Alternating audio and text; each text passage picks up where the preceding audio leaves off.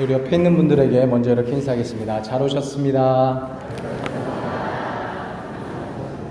네, 한 번 더 말씀해 주시겠습니다. 물러나지 맙시다. 네, 오늘 본문의 말씀 히브리서를 우리가 알기 위해서는 먼저 초대교회 이야기를 좀 알 필요가 있습니다. 초대교회 때 어떤 일들이 있었죠? 네, 놀라운 일들이 굉장히 많이 있었습니다. 예수님께서 하늘로 다시 올라가시고 난 다음에 성령께서 이 땅 가운데 임하시면서 수많은 놀라운 일들이 일어났는데, 특별히 사도들을 중심으로 해서 복음이 전파가 되었고요. 수많은 사람들이 예수님께 돌아오는 역사가 일어나게 되었습니다. 예루살렘은 사도들을 중심으로 이제 사역이 되었다면, 이제 이방인들을 향해서는 바울이라는 사람, 걸출한 어떤 인물인 바울이라는 사람을 통해서 세계 곳곳에 하나님의 교회가 세워지는 모습들을 볼 수가 있습니다. 지금으로 이야기하자면 교회가 엄청나게 부흥하고 발전했다라고 할 수가 있는 거죠. 그래서 예루살렘뿐만이 아니고 교회가 막 세계 곳곳에 많이 흩어지면서 부흥하고 발전했다. 더 놀라운 일은 뭐냐면, 그렇게 예수님을 핍박하고 예수님께서 살아계실 때 예수님을 주여라고 했던 유대인들도 많이 예수님을 믿고 이 기독교의 진리 안에 들어왔다라는 것이죠. 그 사람들이 엄청난 핍박과 어려움을 받으면서도 유대인의 신분으로, 그러니까 예수님을 믿으면 엄청난 핍박을 받음에도 불구하고 끝까지 예수님을 믿을 수 있었던 원동력은 뭐냐면, 물론 성령님께서 함께 하시고 성령님께서 은혜를 베푸신 것도 있지만 이들에게 있었던 한 가지 사상인데, 그게 뭐냐면 임박한 종말 사상 때문이었습니다. 그게 뭐냐면요, 초대교회 때는 예수님께서 금방 오실 줄 알았습니다. 그래서 그들의 인사도 뭐냐면 마라나타, 주 예수님께서 곧 오십니다. 그래서 항상 자기들끼리 모임을 가지고 뭐 헤어질 때나 인사할 때 마라나타, 주 예수님께서 곧 오십니다. 항상 이런 이야기를 했었거든요. 그러니까 그들의 사상 속에는 항상 예수님께서 금방 재림하실 것이다. 예수님께서 금방 오셔서 우리가 겪고 있는 이 모든 어려움과 문제들을 해결해 주실 것이다. 그러니까 이런 믿음이 있었습니다. 그랬기 때문에 이 사람들이 여러 가지 많은 어려움과 핍박 속에서도 그들의 믿음을 잘 지킬 수가 있었죠. 근데 문제가 있습니다. 그게 뭐냐면, 예수님께서 빨리 오셨습니까? 안 오셨습니까? 안 오셨어요. 그죠?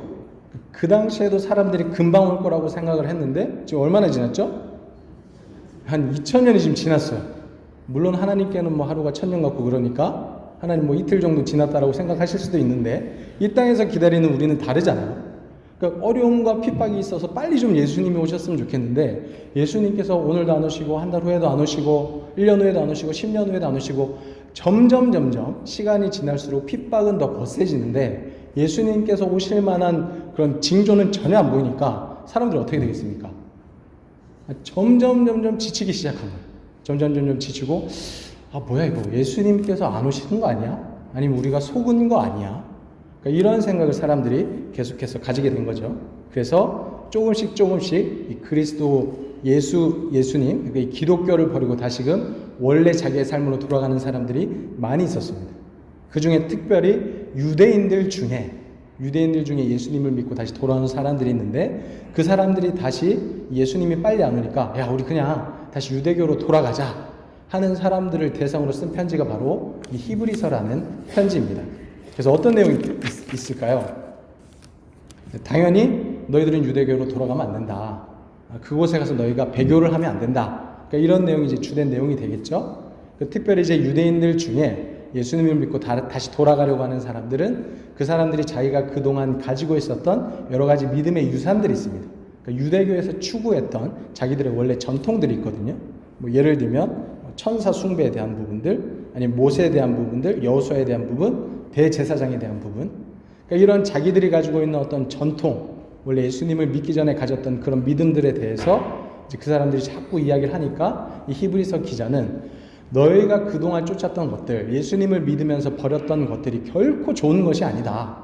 그러니까 그런 것들은 너희가 계속 버리고 예수님을 쫓는 게 맞다 라고 이제 히브리서 기자가 계속 이야기를 하는 거예요.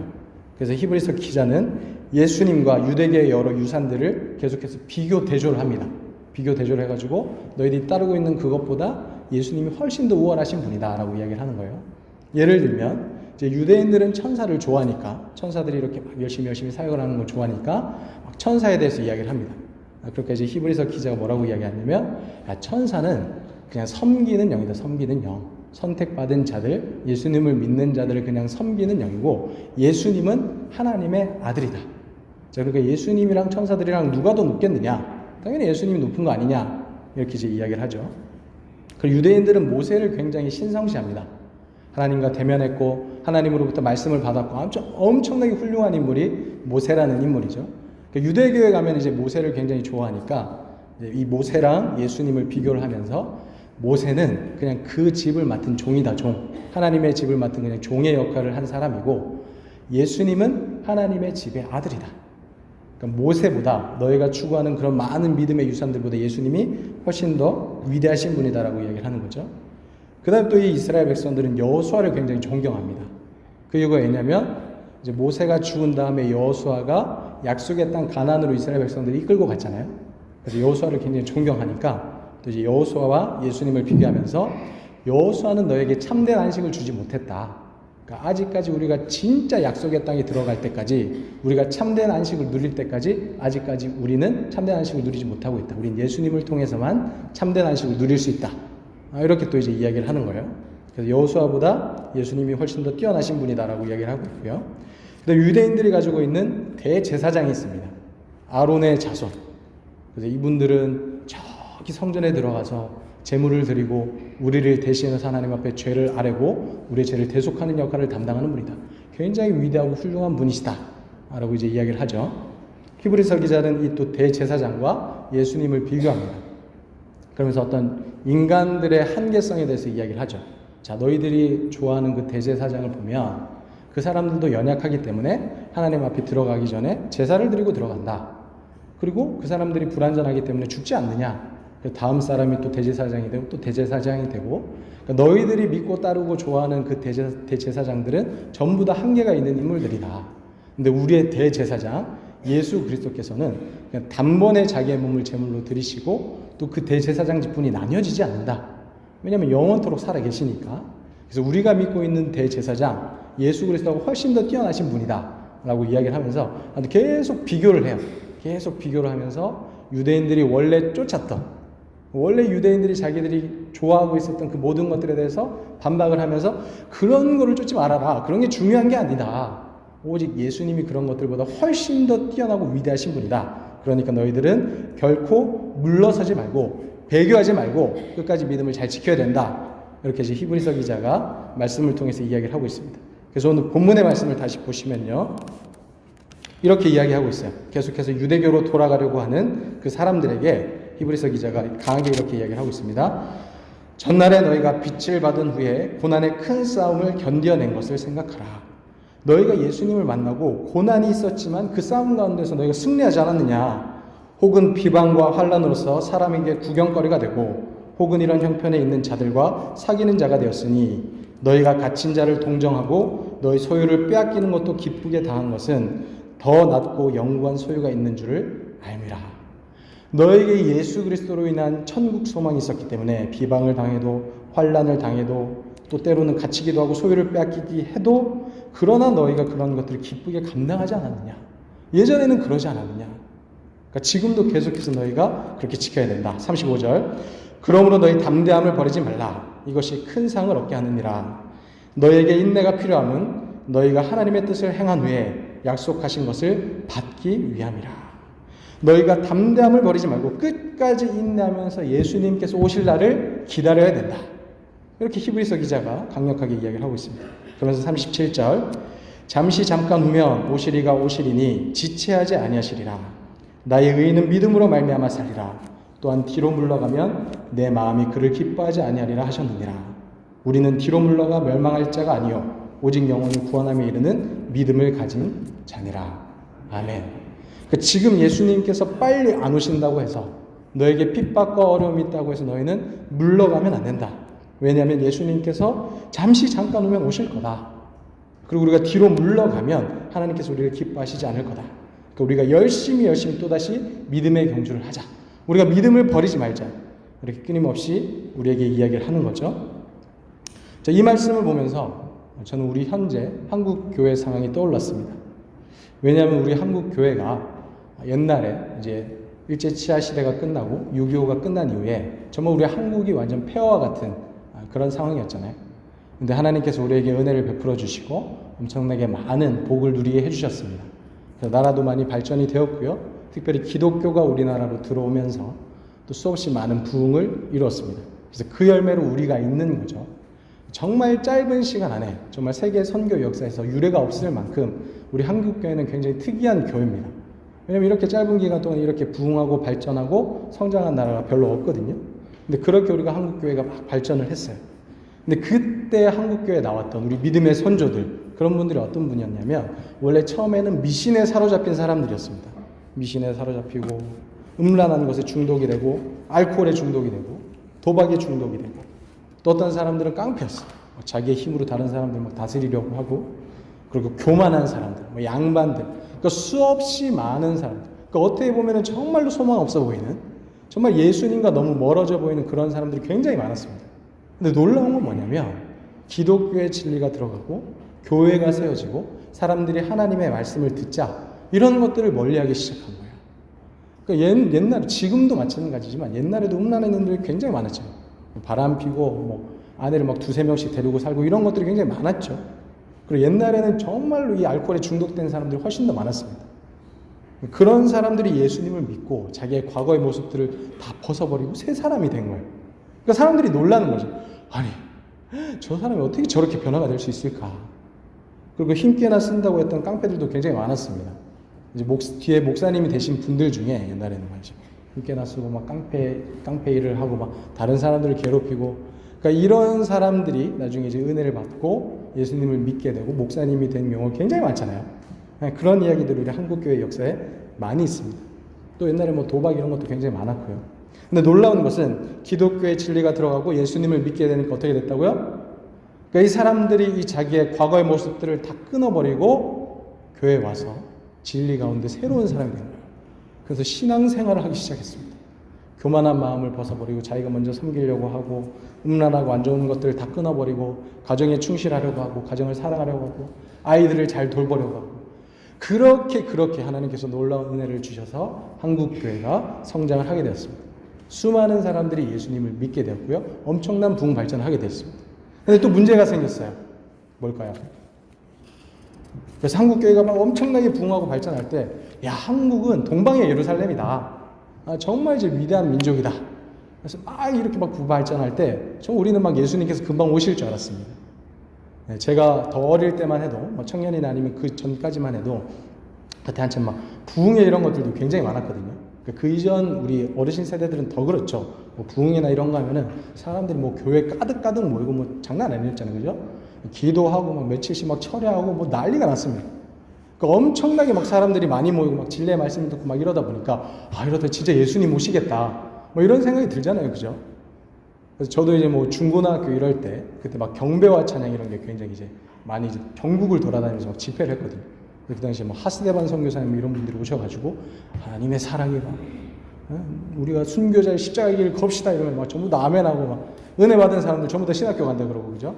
그래서 제 주변에 저랑 같이 이제 신앙생활을 했던 우리 어떤 교회 선배들 중에 신학교 간 사람들이 꽤 많습니다. 그때는 분위기가 약간 그랬어요.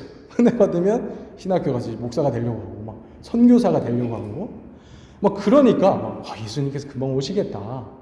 예수님께서 금방 오셔가지고 정말 우리가 전부 다 천국으로 가겠다. 이제 종말의 때가 얼마 남지 않았구나. 이런 마치 옛날에 그 초대교회 성도들처럼 임박한 종말 사상을 가지고 살았어요. 근데 문제가 1년, 2년, 5년, 10년 점점 시간이 지나면서 예수님이 빨리 안 오시는 거예요. 그 막 은혜 받고 뭔가 막 뜨거운 마음으로 뭔가 열심히 하고 있었는데 점점 시간이 지나가니까 어떻게 되죠? 점점 마음이 식어지고 있는 거예요. 하나님을 열심히 믿고 따르다가 이제는 점점 그 옛날 유대인들처럼 옛날 거를 다시 탐닉하기 시작합니다. 믿음으로 새로워지고 우리가 버렸던 그 옛날 전통들, 그 필요 없는 것들, 우리가 버려야 되는 그 죄악된 것들을 다시 찾기 시작한 거예요. 다시 음란한 것들을 탐욕하게 되고 다시 알코올을 찾게 되고 도박을 하게 되고 그러면서 다시금 교회 안에 교회는 다니는데 교회가 점점 세속화가 진행이 되는 거예요. 교회 안에서 이름은 성도지만 이름은 교회를 다니는 교인들이지만 우리 마음속에는 온갖 유대교의 잔재들, 우리가 그 전에 믿고 따르고 좋아했던 그 모든 잔재들을 그대로 가지고 오면서 점점 교회가 세속화가 진행이 됐다는 것이죠. 그런 것이 지금 우리가 보고 있는 한국교회의 현실이라고 할 수가 있습니다. 그런 우리에게 하나님께서는 동일한 메시지를 전하고 계시는 거예요. 오늘 본문의 말씀처럼 너희가 처음에 은혜 받은 것들, 그래서 너희가 버렸던 그 모든 것들, 그러면서 치열하게 믿음 가운데 싸웠던 것들 너희가 기억하고 있지 않느냐. 때로는 예수님을 믿으면서 비방을 당하고 환난을 당하고 사람들에게 미움을 받을지라도 너희가 끝까지 믿음을 지키지 않느냐. 너에게 영원한 소유, 하늘나라 천국이 있는 것을 알기 때문에 너희가 소유를 빼앗기는 것도 기쁘게 감당하지 않느냐. 너희의 담대함을 버리지 말아라. 그러면 너희가 큰 상을 얻게 될 것이다. 예수님께서 지금 당장 오시진 않지만 우리가 인내하며 기다릴 때 하나님께서 약속하신 것들을 이루실 것이다. 잠깐 후면 오실 이가 오시리니 지체하지 아니하실 것이다. 우리는 믿음으로 말미암아 살아야 하며 뒤로 물러가지 않고 그리고 오직 영혼을 구하는 일에 최선을 다하는 믿음의 사람들이 되어야 한다. 하나님께서 지금 우리에게 동일한 메시지를 전하고 계십니다. 담대함을 버리지 말아라. 뒤로 물러가지 말아라. 믿음으로 승리해라. 유혹과 맞서 싸워 이겨라. 다시금 하나님을 향한 사랑을 회복하라. 하나님을 사랑하라. 마음을 다하고 뜻을 다하고 힘을 다해서 내 하나님 여호와를 사랑해라. 과거의 것들을 다시 쫓지 말아라. 하나님께서 오늘 우리에게 말씀하고 계십니다. 우리 오늘 청년부 헌신 예배로 이 자리에 모였습니다. 청년들만 헌신하는 것이 아니고요. 이 자리에 있는 우리 모두가 다 하나님 앞에 다시금 헌신해야 됩니다. 헌신이라는 것은 뭔가 굉장히 거창한 것이 아닙니다. 우리 헌신의 첫 단추는 뭐냐면요. 하나님을 향한 사랑과 열정을 회복하는 거예요. 우리가 처음 은혜 받을 때 생각해 봅시다. 우리가 처음 예수님을 알게 되고 믿게 됐을 때 어땠어요? 뭐 딴 거 필요 없었잖아요. 그죠? 그러니까 하나님께서 은혜를 부어주시면 그냥 아무것도 없는데 막 눈물이 나고 뭐 밥을 안 먹어도 막 배부르고 그죠? 하나님을 예배하는 게 너무 좋고 집회에 참여하는 게 너무 좋고 막 빠른 찬양을 하는데도 막 눈물이 나요. 우리가 처음 만났을 때 처음 예수님을 향한 사랑과 열정이 있었을 때는 다 그런 거예요. 그러니까 예수님을 생각만 해도 막 가슴이 막 떨려오고 막 눈물이 나는 거예요. 근데 지금은 어떻습니까? 예수님이 오신 날이 점점 미뤄지다 보니까 빨리 안 오시니까 혹시 우리의 마음이 무뎌진 건 아니에요? 우리가 옛날에 버렸던 그것들을 다시 찾고 있진 않습니까? 그러면 우리는 다시 그 모든 것들을 버려내야 됩니다. 그리고 믿음 안에서 싸워야 해요. 다시는 물러서서는 안 됩니다. 헌신의 첫 단계는 하나님을 향한 사랑과 열정을 회복하는 겁니다. 이 시간 이 자리에 있는 우리 모두는 하나님을 향한 사랑과 열정을 회복할 수 있기를 바랍니다. 그리고 믿음의 경주를 끝까지 해낼 수 있기를 바랍니다.